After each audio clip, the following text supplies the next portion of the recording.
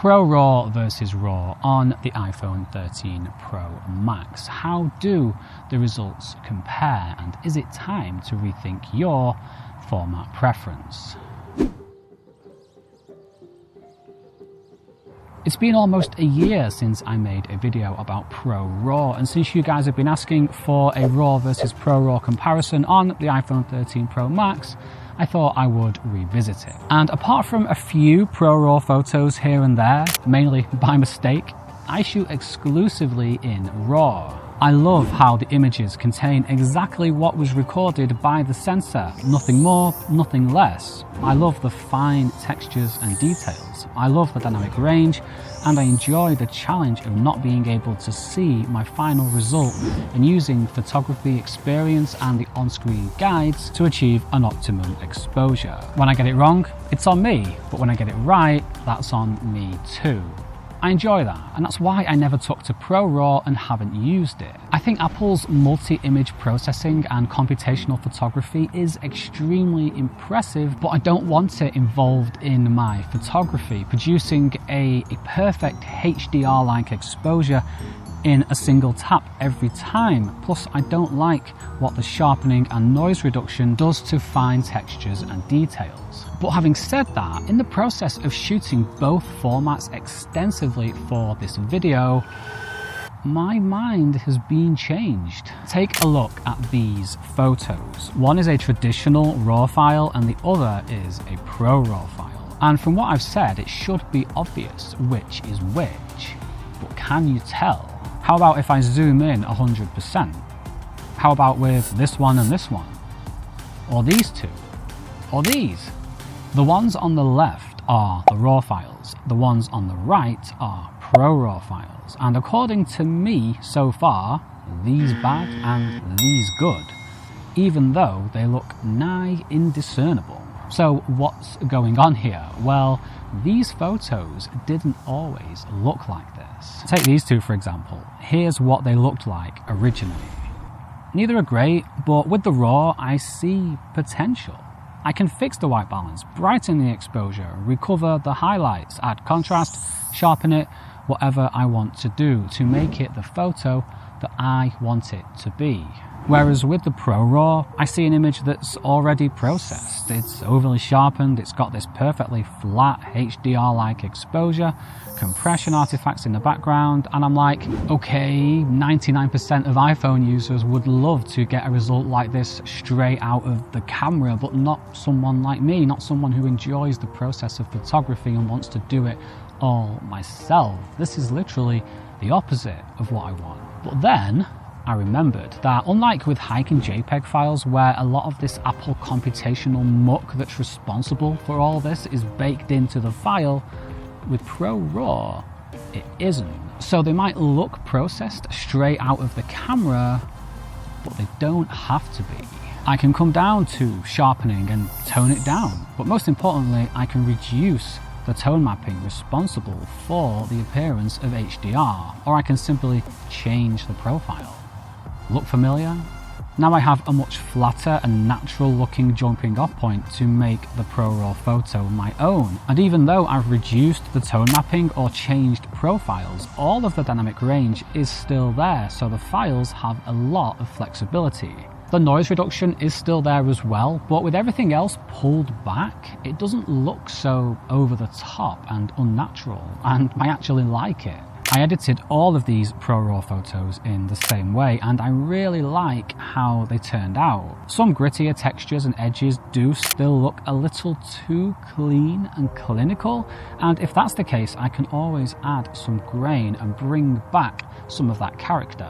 Another thing I've softened and come around to a lot more is the lack of control I get with ProRAW. When you're shooting it, what you see in the viewfinder is the result you're going to get. So you can literally point and shoot, which again, I can see how this is fantastic for most, but for me, I like to feel like I've worked for the exposure and that I'm responsible for the result.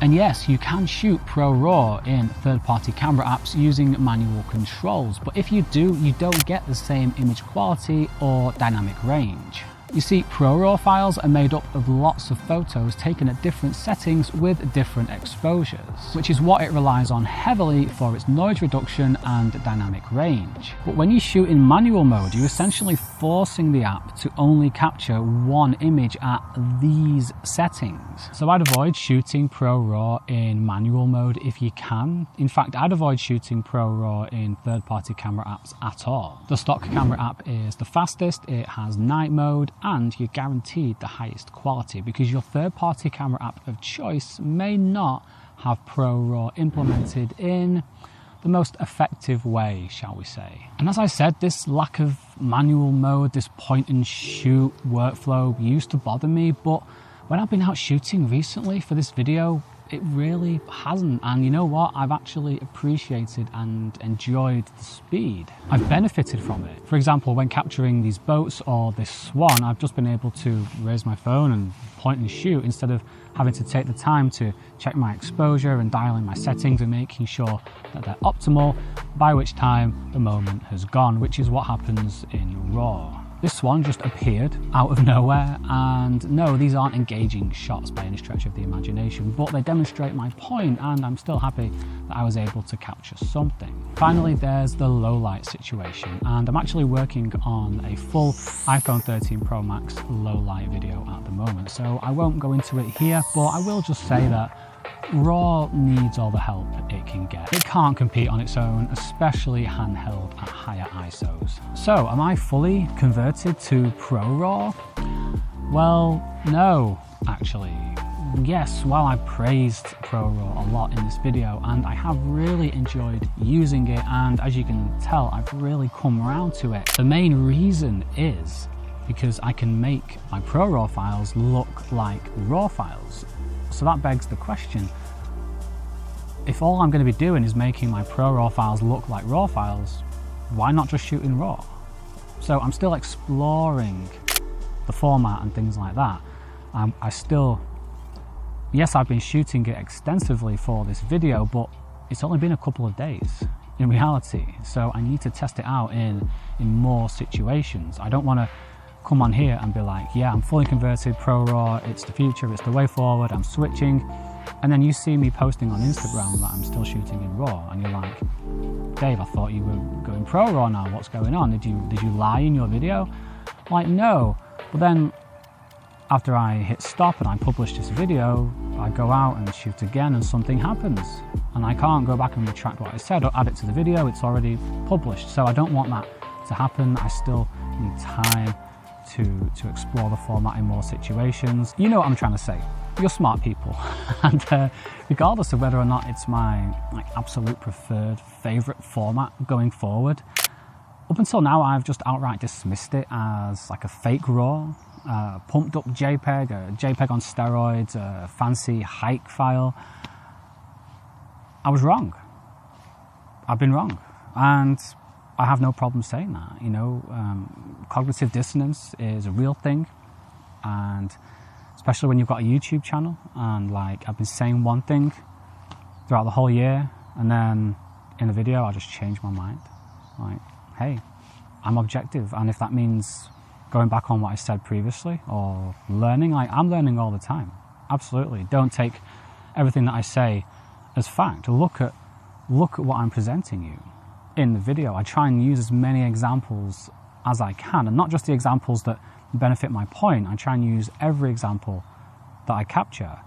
And if you see me saying something that doesn't add up, doesn't make sense, or you think I didn't explore it in the, you know, in the fully most proper way, then let me know in the comments. That's what the comment section there is there for, you know. So yeah, before this sounds like a podcast now. Before I start next episode of my podcast, I'm going to get off. Let me know if I've given you any sort of like reason to question your own preferred format of choice. Has it changed your mind on ProRAW? Were you like me? Were you anti-ProRAW? Were you pro-RAW? Were you for RAW? Anti-ProRAW?